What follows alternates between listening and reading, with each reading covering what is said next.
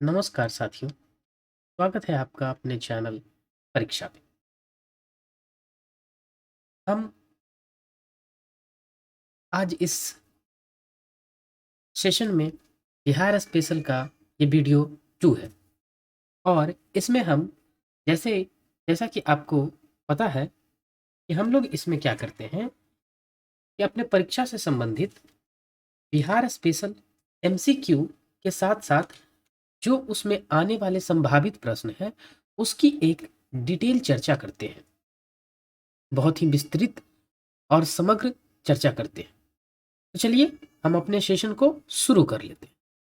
तो आइए, ये जो है हमारा पहला प्रश्न है। पहला प्रश्न इस प्रकार है, लॉर्ड सत्येंद्र प्रसाद सिन्हा ने असहयोग आंदोलन के दौरान कहाँ के गवर्नर पद से इस्तीफा दे दिया था? मैं थोड़ा कलर चेंज कर, तो आपको बताना है। ऑप्शन है आपके बिहार, उड़ीसा, मद्रास, बंगाल, पंजाब। तो आपको जवाब देना है कि आंसर कौन सा होगा। तो आप कमेंट बॉक्स में आंसर अपना टाइप करेंगे। तो इसका सही आंसर है ऑप्शन ए, यानी कि बिहार और उड़ीसा। बिहार उड़ीसा का गवर्नर पद से इन्होंने इस्तीफा दे दिया था। किस आंदोलन के दौरान? असहयोग आंदोलन के दौरान। अब बताएंगे आप कि असहयोग आंदोलन कब हुआ था, ये आप हमें कमेंट करेंगे। चलिए आगे देखते हैं। सत्येंद्र प्रसाद सिन्हा यह बिहार के प्रथम भारतीय गवर्नर थे। 1919 के अधिनियम के तहत स्थापित बिहार सरकार के गवर्नर के रूप में दिसंबर 1920 में इन्होंने पद ग्रहण किया, किंतु असहयोग आंदोलन के दौरान वर्ष 1921 में गवर्नर पद से इस्तीफा दे दिया। तो ये था इनके बारे में इंफॉर्मेशन।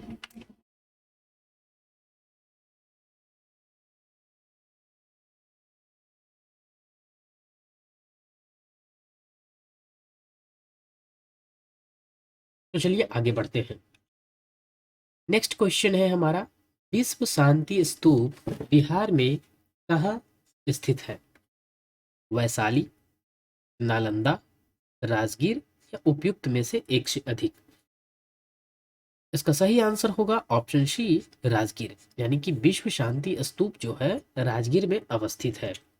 अब चलिए देख लेते हैं इसमें विशेष क्या है। स्तूप क्या है कि अर्धाकार संरचना है जो कि मेधी यानी चबूतरे के ऊपर एक उल्टे कटोरों की भांति होता है।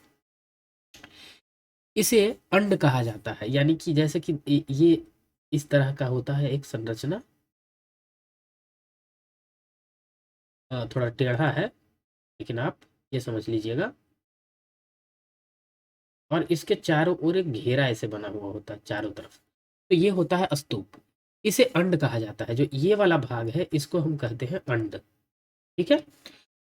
इसके शीर्ष पर हर्मिका नामक संरचना होती है। ये जो होता है ऊपर में लगा हुआ, इसको कहते हैं हर्मिका, जहां बुद्ध या उसके किसी शिष्य के अवशेष रखे गए हैं। यह स्तूप का सर्वाधिक पवित्र भाग होता है। जो हर्मिका होता है वो स्तूप का सबसे पवित्र भाग होता है। इसे देवताओं का निवास स्थान माना जाता है। इस हर्मिका के मध्य में एक दंड लगा होता है जिसके शीर्ष पर 3 छत्र लगे होते हैं जो सम्मान, श्रद्धा तथा उदारता के प्रतीक होते हैं। तो यहाँ से आपको इतनी बातें समझ में आए। उसके बाद है कि मेधी के चारों ओर घूमने के लिए प्रदक्षिणा पथ होता है।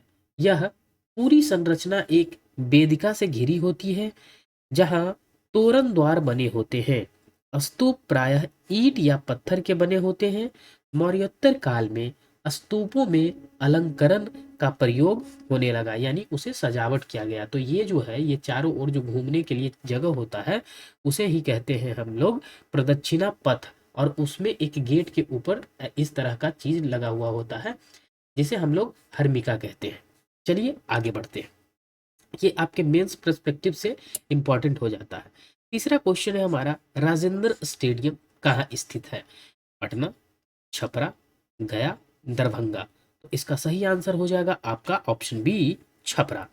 तो छपरा में राजेंद्र स्टेडियम है। अब आप कमेंट करेंगे कि पटना में कौन सा स्टेडियम है, तो चलिए देख लेते हैं। तो बिहार में क्रिकेट स्टेडियम, अब बिहार में कौन कौन क्रिकेट स्टेडियम है ये हम लोग देख लेते हैं। मुनौल हक स्टेडियम राजेंद्र नगर पटना में अवस्थित है। नेहरू स्मारक स्टेडियम भागलपुर बिहार में है। निशान सिंह स्टेडियम कुदरा कैमूर बिहार। राजेंद्र स्टेडियम कटिहार बिहार, यानी कि राजेंद्र स्टेडियम जो है कटिहार में भी है और छपरा में भी है। राजगीर अंतर्राष्ट्रीय क्रिकेट स्टेडियम, यानी बिहार का ये क्या है कि अंतर्राष्ट्रीय क्रिकेट स्टेडियम है, जो कि राजगीर नालंदा में है, जो कि अभी बन रहा है, अब बनकर तैयार हो गया है। तो देखा जाता है कि इसमें मैचेज कब से शुरू होते हैं। रमना मैदान आरा में है। सैंडी का कंपाउंड घेरा ये भागलपुर में अवस्थित है और ऊर्जा स्टेडियम राजबंशी नगर पटना में अवस्थित है। चलिए अगला प्रश्न देखते हैं। बिहार के केसी प्रसाद का संबंध किस खेल से है? Cricket, football, hockey, kabaddi. देखिए ये क्वेश्चन जो है वो करंट से रिलेटेड है, तो आप क्या करेंगे कि करंट इवेंट में जो जो चर्चित व्यक्ति है वो खिलाड़ी हो सकते हैं, कोई पॉलिटिशियन हो सकते हैं, कोई और भी हो सकते हैं, जो लेखक हो सकते हैं। तो अगर ये चर्चित व्यक्ति के जो अपडेट है वो आप करते रहेंगे, इससे आपको फायदा होगा। तो ये जो है वो फुटबॉल से संबंधित है। कौन थे? केसी, यहाँ होगा इस तरह से, केसी प्रसाद। चलिए आगे देखते हैं। तो फुटबॉल, फुटबॉल से संबंधित कुछ विशेष बातें जान लेते हैं।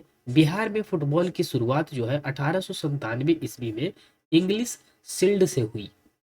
यह शील्ड पटना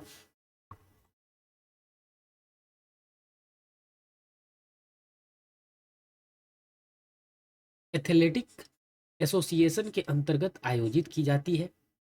बिहार फुटबॉल संघ की स्थापना 1986 ईस्वी में की गई थी, जिसका प्रमुख काम सीनियर एवं जूनियर वर्ग के विभिन्न फुटबॉल प्रतियोगिता का आयोजन करना है। नेक्स्ट पॉइंट है हमारा, एशिया स्कूल स्तर की फुटबॉल प्रतियोगिता का आयोजन 1997 ईस्वी में पटना में किया गया था। फुटबॉल से संबंधित महत्वपूर्ण ट्रॉफीज जैसे मोनौल Moinul Haq trophy, governor gold cup, Anugrah Narayan shield, Ravi Mehta trophy, republic shield, president cup आदि है। अगला पॉइंट है हमारा प्रमुख खिलाड़ी, यानी कि जो प्रमुख खिलाड़ी हैं वो फुटबॉल के वो हैं शी प्रसाद। 1971 में भारतीय फुटबॉल टीम के कप्तान थे ये। बद्री प्रसाद, पीके बनर्जी, विद्यानंद चंद्र मिश्र, अवधेश कुमार सिन्हा, सुबोध कजीवाल, शत्रुघ्न राय, विजय कुमार, चंद्रशेखर आजाद, मोवालाल, श्याम सुंदर, रवि रंजन, ललन दुबे, रामेश्वर लाल, अब्दुल समद, अब्दुल लतीफ आदि, ये सब कुछ फुटबॉल के खिलाड़ी हैं। 25 मार्च 2023 को सोसाइटी पंजीकरण अधिनियम 21 1860 के तहत एवं स्वायत्त निकाय के रूप में बिहार राज्य खेल प्राधिकरण को पंजीकृत किया गया है। तो ये आपके लिए सबसे इम्पोर्टेंट है, तो ये आप ध्यान रखेंगे कि जो है कि अ, बिहार राज्य खेल प्राधिकरण का पंजीकरण कब किया गया था? तो 25 मार्च 2023 को। चलिए आगे बढ़ते हैं। 15वें वित्त आयोग के द्वारा बिहार को आपदा प्रबंधन के लिए लगभग कितने करोड़ रुपए की अनुशंसा दी गई है? 10,432 करोड़, 10,423, 10,032, 10,023। तो इसका सही आंसर हो जाएगा ऑप्शन ए, यानी 10,432 करोड़ रुपए। 15वें वित्त आयोग द्वारा बिहार को आपदा प्रबंधन के लिए 10,432 करोड़ की अनुशंसा की गई है, जो यहाँ होगा जो पिछले वित्त आयोग की तुलना में 4 गुना ज्यादा है। आपदा प्रबंधन में राशि की यह वृद्धि बिहार के लिए काफी फायदेमंद होगा। अगला क्वेश्चन है हमारा, आपदा जोखिम न्यूनीकरण रोड मैप जारी करने वाला देश का प्रथम राज्य कौन है? राजस्थान, बिहार, उत्तर प्रदेश, पश्चिम बंगाल। यहाँ पे पश्चिम बंगाल, ठीक है। तो इसका सही आंसर हो जाएगा ऑप्शन बी, यानी कि बिहार। तो बिहार जो है आपदा जोखिम न्यूनीकरण, जैसे ही आपका प्रथम आ जाएगा तो अपने आप में यह प्रश्न क्या है, बहुत ही महत्वपूर्ण हो जाता है। तो आपका ड्यूटी क्या होता है कि जैसे ही प्रथम शब्द आए तो बिहार में जो भी प्रथम है उस चीज़ों को हम क्या करेंगे, जल्दी से रिवाइज कर लेंगे। जैसे कि अभी है क्या कि मखाना उत्पादन में क्या है कि 1 नंबर पे है बिहार। तो उसी तरह से और भी चीज़ें हैं जो जो है वो आप याद कर लेंगे। चलिए देखते हैं हम। बिहार आपदा जोखिम न्यूनीकरण रोड मैप 2015 से 30। मार्च 2015 में सेई जापान में तीसरे विश्व आपदा जोखिम न्यूनीकरण सम्मेलन का आयोजन हुआ, जिसमें भारत की भागीदारी भी रही। इसी सम्मेलन के बाद रोड मैप जारी करने का निर्णय किया गया। बिहार ऐसा रोड मैप जारी करने वाला देश का प्रथम राज्य है। इस रोड मैप के तहत निम्नलिखित लक्ष्य निर्धारित किए गए हैं। वर्ष 2030 तक प्राकृतिक आपदाओं में मानव क्षति को बेस लाइन आंकड़े की तुलना में 75% कम करना। वर्ष 2030 तक परिवहन संबंधी आपदाओं जैसे सड़क, रेल एवं दुर्घटना में बेस लाइन आंकड़े की तुलना में पर्याप्त कमी लाना। वर्ष 2030 तक आपदाओं से प्रभावित व्यक्तियों की संख्या में बेस लाइन आंकड़े की तुलना में 50% की कमी लाना। वर्ष 2030 तक बिहार राज्य में आपदा से होने वाले क्षति में बेस लाइन आंकड़े की तुलना में 50% की कमी लाना। यानी कि आप मोटे तौर पे देखेंगे कि रोड मैप में क्या किया गया है कि बेस लाइन जो भी है, sorry, base line base line में 50% की कमी लाने का लक्ष्य रखा गया है। चलिए आगे बढ़ते हैं। बिहार के निम्नलिखित में से कौन सा जिला भूकंप प्रवणता के दृष्टिकोण से जोन 4 में शामिल है? तो ये हो जाएगा हमारा उपयुक्त में से एक से अधिक। अब देख लेते हैं कि जोन जो प्रभावित क्षेत्र है उसको बिहार में, तो बिहार के भूकंप प्रवण क्षेत्र एवं इसमें संबंधित जिले को हम लोग देखेंगे। भूकंप प्रवणता की दृष्टि से बिहार को निम्नलिखित 3 क्षेत्र या जोन में बांटा गया है। पहला है जोन 5, बहुत गंभीर भूकंप प्रवणता। इस जोन में सीतामढ़ी, शिवहर, मधुबनी, दरभंगा, सुपौल, मधेपुरा, सहरसा आदि जिले शामिल हैं। तो इसे आप जो जोन 5 है उसको आप ध्यान में रखेंगे। उसके बाद नेक्स्ट है हमारा जोन 4, गंभीर भूकंप प्रवणता। इस जोन में पूर्वी एवं पश्चिमी चंपारण, गोपालगंज, सिवान, सारण, वैशाली, पटना समेत 13 जिले हैं। और जोन 3 मध्यम भूकंप प्रवणता, यानी जोन 5 क्या है, गंभीर, जोन बहुत ही गंभीर, और जोन 4 है गंभीर, और 3 है मध्यम प्रवणता। इस जोन में बक्सर, भोजपुर, कैमूर, सासाराम और औरंगाबाद, गया आदि को शामिल किया गया है। चलिए आगे बढ़ते हैं। राष्ट्रीय बाढ़ नियंत्रण आयोग का मुख्यालय कहाँ है? राष्ट्रीय बाढ़, अब जैसे ही राष्ट्रीय महत्व का कोई आयोग है, नियंत्रण आयोग, उसका मुख्यालय अगर कहीं पे है तो वो अपने आप में महत्वपूर्ण हो जाता है। जैसे ही वो न्यूज में आएगा उससे क्वेश्चन बनेंगे आपके एग्जाम में, तो आप इसे ध्यान रखेंगे। पटना, लखनऊ, दिल्ली, गुवाहाटी। तो इसका सही आंसर हो जाएगा ऑप्शन ए आपका, पटना। चलिए देखते हैं बाढ़। बिहार संपूर्ण भारत में सर्वाधिक बाढ़ प्रवण राज्य है। यहाँ कुल 38 जिले में से 28 बाढ़ग्रस्त बाढ़ग्रस्त है। नेपाल से निकलने वाली नदियों की अधिशी जलों के कारण बिहार में मुख्यतः बाढ़ की विनाशकारी प्रभाव होता है। जल बिहार के अधिकांश जिले बाढ़ से प्रभावित हैं। बिहार में कुल बाढ़ प्रवण क्षेत्र इसके कुल भौगोलिक क्षेत्रफल का 73.06% तथा भारत का 16.5% है। बाढ़ से प्रभावित कुल भारतीय आबादी का 22% बिहार के लोग हैं। अब बाढ़ प्रभावित क्षेत्र देख लेते हैं कि कुछ विशेष क्षेत्र। कोसी नदी की दिशा में परिवर्तन से सुपौल, सहरसा, मधेपुरा, अररिया, किशनगंज, पूर्णिया, कटिहार आदि जिले सबसे अधिक प्रभावित रहते हैं।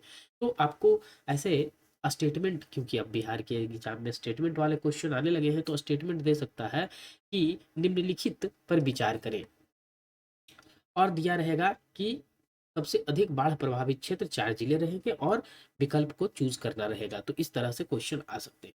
चलिए आगे देखते हैं।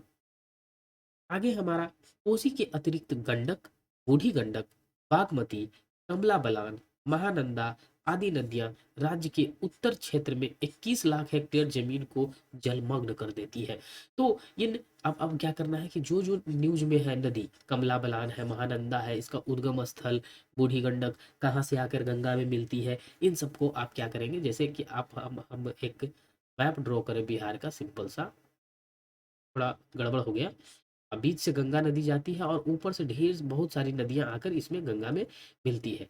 कुछ नीचे से भी मिलती है, तो कहाँ पे मिलती है इन सबको भी याद रखेंगे। केंद्रीय बिहार के जिले जैसे पटना, नालंदा, भोजपुर, कैमूर आदि भी बाढ़ से प्रभावित होते हैं, लेकिन ये जो है वो ज्यादा प्रभावित होते हैं, उत्तर वाले क्षेत्र। वर्ष 2022-23 में 17 जिले बाढ़ से प्रभावित रहे हैं। वर्ष 1975 में पटना में आई भयंकर बाढ़ के बाद गंगा तटबंध का निर्माण हुआ। अनेक बाढ़ नियंत्रण कक्ष स्थापित किए गए। राष्ट्रीय बाढ़ नियंत्रण आयोग मुख्यालय जो कि पटना में है, तथा जल एवं भूमि प्रबंधन संस्थान वाल्मीकि नगर की स्थापना की गई। तो यहाँ से एक और क्वेश्चन बनता है कि जल एवं भूमि प्रबंधन संस्थान कहाँ है, तो वाल्मीकि नगर में है। नेक्स्ट क्वेश्चन है हमारा, बिहार का सबसे बड़ा वन्य जीव अभ्यारण्य है कैमूर वन्य जीव अभ्यारण्य, उदयपुर वन्य जीव अभ्यारण्य, पंत वन्य जीव अभ्यारण्य या भीम बांध वन्य जीव अभ्यारण्य। तो इसका सही आंसर है ऑप्शन ए, कैमूर वन्य जीव अभ्यारण्य। अब देख लेते हैं कुछ जो है यहाँ दिया गया है वन्य जीव अभ्यारण्य के बारे में। तो बरेला झील सलीम अली पक्षी अभ्यारण्य कहाँ है, वैशाली में, और इसकी स्थापना कब की गई थी, 1997 में। भीम बांध वन्य जीव अभ्यारण्य जो कि मुंगेर में है, और इसकी स्थापना 1976 में की गई थी। गौतम बुद्ध वन्य जीव अभ्यारण्य जो कि गया में है, और इसकी स्थापना भी 1976 में ही की गई थी। कैमूर वन्य जीव अभ्यारण्य कैमूर और रोहतास में है, जो कि 1979 में की गई थी स्थापना।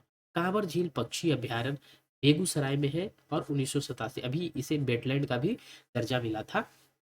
नागी बांध पक्षी अभ्यारण्य, इन दोनों को मिलाकर एक वेटलैंड बनाया गया है, तो जमुई में है ये, और 1987 में इसकी स्थापना की गई। नकटी बांध पक्षी अभ्यारण्य जो कि जमुई में है, और इस 1987 में इसकी स्थापना की गई थी। पंत वन्यजीव अभ्यारण्य राजगीर नालंदा में है, 1978। संजय गांधी जैविक उद्यान जो कि पटना में है, और 1969, जिसे आप अभी चिड़ियाघर के नाम से भी जानते हैं, संजय गांधी जैविक उद्यान को। उदयपुर वन्यजीव अभ्यारण्य चंपारण जिले में है, 1978 में स्थापना की गई थी। वाल्मीकि राष्ट्रीय उद्यान पश्चिमी चंपारण में है, और यह एकमात्र टाइगर रिजर्व क्षेत्र है बिहार में, जो कि 1989। वाल्मीकि वन्यजीव अभ्यारण्य पश्चिमी चंपारण में ही है, 1976 में बनाया गया था। और विक्रमशिला गंगा डॉल्फिन अभ्यारण्य जो कि भागलपुर में है, और 1990 में इसका स्थापना की गई थी। और डॉल्फिन अभ्यारण्य सिर्फ पटना में ही, राष्ट्रीय डॉल्फिन डॉल्फिन अभ्यारण्य जो कि पटना में स्थापित किया गया है। तो आगे चलते हैं। बिहार का पहला उर्दू अखबार कौन सा था, कौमी तंजीन, संगम, हिरूल अनवर, उपयुक्त में से, उपयुक्त में से कोई नहीं, यहाँ होगा उपयुक्त में से एक से अधिक। तो चलिए पहला जो है वह है नरूल अनवार। उर्दू पत्रकारिता के बारे में जान, बिहार में उर्दू पत्रकारिता का आरंभ 19वीं शताब्दी से माना जा सकता है। बिहार का पहला उर्दू अखबार आरा से प्रकाशित हुआ, तथा इसका शीर्षक था नरूल अनवार, और इसके मालिक थे मोहम्मद हाशिम। तो कभी कभी ये इनके संस्थापक के बारे में भी पूछ देगा कि इनके प्रकाशक कौन थे। तो आप याद रखेंगे कि मोहम्मद हाशिम थे नूरुल अनवार के। स्वतंत्रता संग्राम के दिनों में उर्दू समाचार पत्रों की भूमिका महत्वपूर्ण रही। ऐसे अखबारों में सबसे पुराना सदाए आम है, यानी कि ऐसा जो वो स्वतंत्रता संग्राम में बहुत महत्वपूर्ण भूमिका निभाया, उसमें सदाए आम ये सबसे महत्वपूर्ण रहा, सबसे पुराना है। वर्तमान समय में उर्दू का सबसे लोकप्रिय समाचार पत्र है कौमी तंजीन। इसके पश्चात संगम का नाम आता है। चलिए आगे देखते हैं, बिहार से प्रकाशित होने वाला पहला हिंदी समाचार पत्र कौन सा था? तो पहला है, देख लेते हैं, उदंड मार्तंड सर्वहितैषी प्रदीप बिहार बंधु। तो इसका सही आंसर है बिहार बंधु। यानी कि जो में प्रकाशित होने वाला सबसे पहला समाचार पत्र तो जो था वो बिहार बंधु था। हिंदी पत्रकारिता की प्रगति बिहार में धीमी गति से हुई। पहला हिंदी समाचार पत्र बिहार बंधु था, जो वर्ष 1874 में पटना से प्रकाशित हुआ। इसकी संस्थापना वर्ष 1872 कलकत्ता में हुई थी। यानी कि आपसे अगर पूछा जाए कि बिहार बंधु का स्थापना कहाँ हुई थी, तो कलकत्ता में हुई थी। पहला हिंदी दैनिक सर्व हितैषी के नाम से 1890 में पटना से प्रकाशित हुआ। अब देखिए ये क्या है कि पहला समाचार पत्र है, लेकिन ये दैनिक समाचार पत्र है, यानी कि रोज छपता था। वर्ष 1941 में आर्यवर्त का प्रकाशन इंडियन नेशनल के सह प्रकाशक के रूप में आरंभ हुआ और वर्ष 1947 में सर्च लाइट का सह प्रकाशन प्रदीप आरंभ हुआ। यानी आर्यवर्त के जगह पे इंडियन नेशनल और सर्च लाइट के जगह पे प्रदीप को कहा गया, मतलब उसको हिंदी में ट्रांसलेट कर दिया गया। चलिए आगे बढ़ते हैं। पर्ण रत्नाकर नामक पुस्तक की रचना किसने की थी? ज्योतिवर ठाकुर, विद्यापति, गोविंद दास, बिहार बंधु। तो ये जितने भी राइटर जो बहुत ही फेमस हैं बिहार के, उनके जो कुछ कृतियां हैं उनको आप ध्यान में रखेंगे। तो इसका सही आंसर हो जाएगा option A, Jyotiwar Thakur. Next question है हमारा, उर्दू भाषा में बिहार का पहला इतिहास नक्शे पायदार नाम से किसने लिखा था? यानी उर्दू भाषा में बिहार का इतिहास जो कि नक्शे पायदार नाम से लिखा गया था, वो किसने लिखा था? अजीमुद्दीन अहमद, अली मोहम्मद शाह, कलीमुद्दीन अहमद, इमामुद्दीन कलंदर। तो इसका सही आंसर हो जाएगा ऑप्शन बी, अली मोहम्मद शाद। अब देख लेते हैं, बिहार में उर्दू भाषा का आरंभ लगभग 12वीं शताब्दी से माना जाता है। इसके विकास में फारसी और अरबी के आंतरिक अतिरिक्त क्षेत्रीय अपभ्रंश अर्थात भोजपुरी तथा मगही का प्रभाव अधिक था। इस भाषा के विकास में सूफी संतों की भूमिका निर्णायक रही है। उर्दू की वास्तविक प्रगति 17वीं शताब्दी से आरंभ होती है। बिहार में इस काल के प्रसिद्ध कवि मिर्जा अब्दुल कादिर बेदिल 1643 से 1772 ईस्वी तक थे। फुलवारी के संत इमामुद्दीन कलंदर ने सिराते मुस्तकीम उर्फ सीधा रास्ता वर्ष 1685 के आसपास आम लोगों के मार्गदर्शन के लिए लिखी। 19वीं शताब्दी के उत्तरार्ध उत्तरी भारत में उर्दू भाषा का विकास सबसे महत्वपूर्ण चरण था। गालिब, मोमिन और जौक जैसे प्रसिद्ध कवियों के इस युग में जिस कवि ने बिहार के साहित्यिक गौरव को बढ़ाया वह अली मोहम्मद शान थे। उनकी गजलों का संग्रह मैखानाए इल्हाम शीर्षक से प्रकाशित हुई। साद ने उर्दू भाषा में बिहार का पहला इतिहास भी नक्शे पायदार नाम से लिखा था। तो चलिए इनके बारे में अगर ये इन्होंने लिखा है तो देखिए, जो आपको ये इंफॉर्मेशन मिल रहा है ये बहुत ही डीप नॉलेज के बाद मिल रहा है। ऐसे कंटेंट आपको कहीं नहीं मिलेंगे। और आप देखेंगे कि बीपीएससी के या बिहार के किसी भी एग्जाम के कुछ पैटर्न ऐसे रहते हैं कि कुछ क्वेश्चन पता नहीं वो कहाँ से लाते हैं, जो ना तो कभी किसी ने पढ़ा होता है, शायद वो जानबूझकर वैसे किताब पढ़ते ही हैं कि वैसा क्वेश्चन पूछे। तो आप अगर सारी वीडियोस को देखते हैं तो आपको जरूर निश्चित रूप से बहुत ही फायदा होगा और आपके क्वेश्चन में इसी प्रकार के जो है वो क्वेश्चन बनते हैं आपके पेपर में। तो चलिए आगे बढ़ते हैं। अब आगे क्या है कि अजीमुद्दीन अहमद ने अंग्रेज कविता की शैली सोनेट का सर्वप्रथम उर्दू प्रयोग किया। इसकी कविताओं का संगलक संकलन जो है गुले नगमा शीर्षक से प्रकाशित हुई। किनका? अजीमुद्दीन अहमद का। उर्दू साहित्य में आलोचना की नींव रखने वाले व्यक्ति प्रोफेसर कलीमुद्दीन अहमद थे। तो कलीमुद्दीन अहमद जो थे वो ऑप्शन में थे। समकालीन इतिहासकारों में विख्यात कवि कलीम अजीज ने उर्दू शायरी को एक नया रंग प्रदान किया। उन्हें पद्म श्री से सम्मानित किया गया। अब देखिए, जैसे ही किसी भी लेखक को पद्म श्री पद्म भूषण मिलता है तो वो अपने आप में महत्वपूर्ण हो जाते हैं। अब्दुल समद उपन्यास दो गज जमीन, अब इनके उपन्यास का क्या नाम है, दो गज जमीन, को साहित्यिक अकादमी पुरस्कार प्राप्त हुआ है। तो दो गज जमीन किसकी रचना है ये भी पूछ सकता है, तो आपको बताना है कि कलीम अजीज की। वर्ष 1984 में उर्दू को बिहार का द्वितीय राजभाषा का दर्जा प्राप्त हुआ। अब यहाँ से देखिए एक इंपॉर्टेंट क्वेश्चन है कि देखिए बिहार का जो है, बिहार का राजकीय भाषा क्या है, तो हिंदी और उर्दू है। क्या है, हिंदी और उर्दू। तो देखिए उर्दू उर्दू को राजकीय भाषा कब का दर्जा प्राप्त कब हुआ है, 1984 में।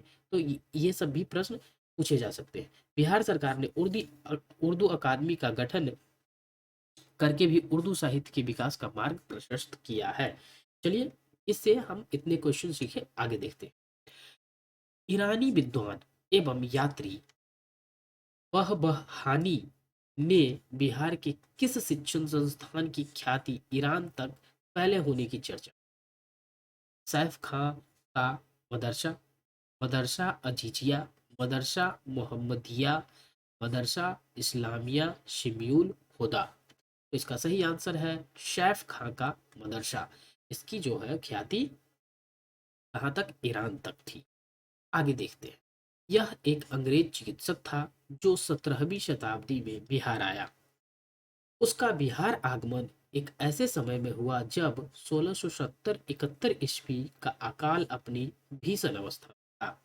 उपयुक्त कथन किस विदेशी यात्री के बारे में सही है। अब देखिए, अब जो है बीपीएससी आपसे प्रश्न करता है तो इसी प्रकार के इसी पैटर्न में करता है। मनुची, जॉन मार्शल, पीटर मुंडी, बिशप हीबर। तो इसका सही आंसर होगा जॉन मार्शल। John Marshall. अब आप पीटर मुंडी के बारे में अगर आप चाहते हैं तो हमें कमेंट करके बताइए कि पीटर मुंडी जो नाम है वो किस चीज से संबंधित। अगला क्वेश्चन देखते हैं। भारत आने वाला निम्नलिखित विदेशी यात्रियों पर विचार कीजिए। वेनसांग, इत्सिंग, धर्म स्वामिनी, फाहियान। उपयुक्त में से कौन से सा यात्री ने नालंदा महाविहार की यात्रा की या वहां पर शिक्षा ग्रहण की। तो ऊपर 4 है, उसमें से कौन सही है। 1, 2 और 3, केवल 1, केवल 2, 3, 1, 2, 3 और 4। तो इसका सही आंसर हो जाएगा कि देखिए वेनसांग भी आए थे, इत सिंह भी आए थे, धर्म स्वामी और फाहियान, चारों भारत की यात्रा किए थे। तो इसका आंसर हो जाएगा ऑप्शन नंबर ये डी, 1, 2, 3 और 4। चलिए फाहियान के बारे में जानते हैं। यह चीनी यात्री 399 ईस्वी में बौद्ध ग्रंथों की खोज में भारत आया था और 1411 ईस्वी तक यहाँ निवास किया। अपनी यात्रा के क्रम में वह वैशाली और पाटलिपुत्र भी आया। पाटलिपुत्र में उसने अशोक के राजप्रसाद को भी देखा, जिसकी सुंदरता और भव्यता से वह अत्यधिक प्रभावित हुआ। उसके अनुसार यह मनुष्यों द्वारा निर्मित प्रतीत नहीं होता था। उसने नालंदा महाविहार की भी यात्रा की और राजगीर भी गया, जहाँ गृहकूट पहाड़ी पर का दर्शन करते समय वह इतना भावुक हो गया कि फूट फूट कर रो पड़ा। अगला है धर्म स्वामिनी। 13वीं शताब्दी में यह विद्वान नालंदा महाविहार में शिक्षा प्राप्त करने आया था। उसके अनुसार यहाँ पर यदा कदा तुर्कों का आक्रमण हो रहे थे, किंतु महाविहार अभी भी सक्रिय अवस्था में था। यह विवरण महत्वपूर्ण है क्योंकि इससे यह स्पष्ट होता है कि इब्राहिम बख्तियार खिलजी के आक्रमण 1197-98 में नालंदा में महाविहार का विनाश नहीं हुआ। अब आगे बढ़ते हैं। इत्सिंग। इत्सिंग यूनान च्वांग के बाद 7वीं शताब्दी में भारत आने वाला दूसरा चीनी यात्री इत्सिंग था। वह 1600 सॉरी 673 ईस्वी में भारत आया और 692 ईस्वी तक यहाँ निवास किया। उसने नालंदा महाविहार में शिक्षा ग्रहण की। उसने विक्रमशिला महाविहार के संबंध में भी चर्चा की है। अब है वान च्वांग या वेन सांग। यह हर्षवर्धन के समकालीन चीनी यात्री था जो 14 वर्ष 630 से 644 तक भारत में रहा। उसका यात्रा वृत्तांत शी यू की कहलाता है। अब देखिए सी यू की जो यात्रा वृत्तांत पुस्तक है, इससे भारतीय समाज के बारे में पता चलता है, तो इससे प्रश्न बने हैं। युआन च्वांग ने प्रसिद्ध बौद्ध केंद्रों की यात्रा की। वह नालंदा महाविहार में कुछ समय रहा है और यहाँ का विस्तृत वर्णन उसने लिखा है। उसके विवरण से पाटलिपुत्र का विनाशप्राय स्थिति की जानकारी भी मिलती है। अगला क्वेश्चन है हमारा उस्ताद बिस्मिल्लाह खां के बारे में निम्नलिखित में से कौन सा कथन सही नहीं है। बिस्मिल्लाह खां का जन्म 1916 में डुमराव यानी बक्सर में हुआ था। उन्हें भारत की आज़ादी के अवसर पर एक प्रथम गणतंत्र दिवस पर लाल किले में शहनाई बजाने का गौरव प्राप्त है। उन्हें वर्ष 2001 में भारत रत्न से सम्मानित किया गया था। बाद के दिनों में वे बनारस जिनकी कर्म भूमि रही है। तो इसका सही आंसर हो जाएगा कि इन्हें 2001 में भारत रत्न से सम्मानित किया गया था। चलिए आगे बढ़ते हैं। अंतर्राष्ट्रीय ख्याति प्राप्त शहनाई वादक उस्ताद बिस्मिल्लाह खां का जन्म 21 मार्च 1916 को हुआ था, जबकि यहाँ दिया हुआ था कि उनका जन्म 1916 के डुमराव में हुआ था। तो डुमराव बक्सर में हुआ था, तो ऑप्शन ए भी सही था। डुमराव के राज दरबार का इन्हें संरक्षण प्राप्त था। बाद में वह बनारस में रहने लगे थे। ये भी चौथा ऑप्शन भी सही था कि बाद में वो बनारस में रहने लगे थे। इन्हें भारत की आजादी के अवसर पर प्रथम गणतंत्र दिवस पर लाल किले में शहनाई बजाने का गौरव प्राप्त है। तो आपका सभी ऑप्शन उधर क्या था कि सही था। और 2001 में भारत रत्न भी से सम्मानित किया गया था। तो जरा हम क्वेश्चन को पढ़ लेते हैं फिर से। इसमें लिखा हुआ है कि कौन सा सही नहीं है। तो ये वाला जो डी है वो सही नहीं है, इसे आप सुधार लेंगे। बाकी सारे ऑप्शन क्या है, ये सही है। चलिए नेक्स्ट क्वेश्चन है हमारा, गोल घर का निर्माण किसके द्वारा कराया गया था। कैप्टन जॉन गास्टिन, कर्नल नील, सर मॉरिस तानिया, जॉर्ज बेली। तो इसका सही आंसर है कैप्टन जॉन गस्टिन। अब देखिए गोल घर के बारे में एक किंवदंती है कि गोल घर का जब निर्माण हुआ था, तो गोल घर का निर्माण किया गया था अनाज भंडारण के लिए। लेकिन इसमें कभी अनाज रखा नहीं गया, क्योंकि वो जो गोल घर का दरवाजा है वो अंदर की तरफ खुलता है, और अगर ऊपर से आप अनाज भर देंगे तो अगर दरवाजा अंदर की तरफ खुलेगा तो वो कभी खुल नहीं पाएगा। इसलिए इसे बनाया गया था अनाज को रखने के लिए, भंडारण के लिए, लेकिन आज तक कभी अनाज उसमें रखा नहीं गया। बिहार के गौरवशाली इतिहास और आधुनिक पटना का पहचान बने गोल घर का निर्माण 1786 ईस्वी में कराया गया था। वर्ष 1770 में भयंकर सूखे से लगभग 1 करोड़ लोग भुखमरी के शिकार हुए थे। तब तत्कालीन गवर्नर वॉरेन हेंगस्टीन, अब गवर्नर से भी क्वेश्चन पूछा जा सकता है कि किसने बनवाया था, तो वॉरेन हेंगस्टीन ने अनाज के भंडारण के लिए गोलघर का निर्माण की योजना बनाई थी। British engineer captain John गास्टिन। अब देखिए कैप्टन जॉन गास्टिन जो इंजीनियर थे वो तो बहुत महान होंगे, क्योंकि अनाज रखना है और उसे आप घर में आप अपने आसपास कोठी देखें, है ना, उसका अगर दरवाजा अंदर की तरफ खुलेगा तो अंदर तो अनाज भरा रहेगा, तो खुलेगा कैसे। तो ये महान थे कुछ इंजीनियर साहब। फौज के अनाज भंडारण के लिए गोल घर के ढांचे का निर्माण 20 जनवरी 1784 में प्रारंभ करवाया था। यह निर्माण कार्य 20 जुलाई 1786 में संपन्न हुआ। कहा जाता है कि ऐतिहासिक गोल घर लगभग 235 साल प्राचीन हो चुका है और आज भी संरक्षित है। अगला क्वेश्चन है हमारा, बिहार में सबसे कम शिशु लिंगानुपात वाला जिला कौन सा है। शेखपुरा, पूर्णिया, जहानाबाद, वैशाली। इसका सही आंसर हो जाएगा आपका वैशाली। अब देखिए विश्लेषण देख लेते हैं। भारत की कुल जनसंख्या प्रतिशत कितना है, तो प्रतिशत में 8.6%। कुल जनसंख्या वृद्धि से देश में स्थान जो है इसका तीसरा है। पहला नंबर पे उत्तर प्रदेश, जबकि दूसरे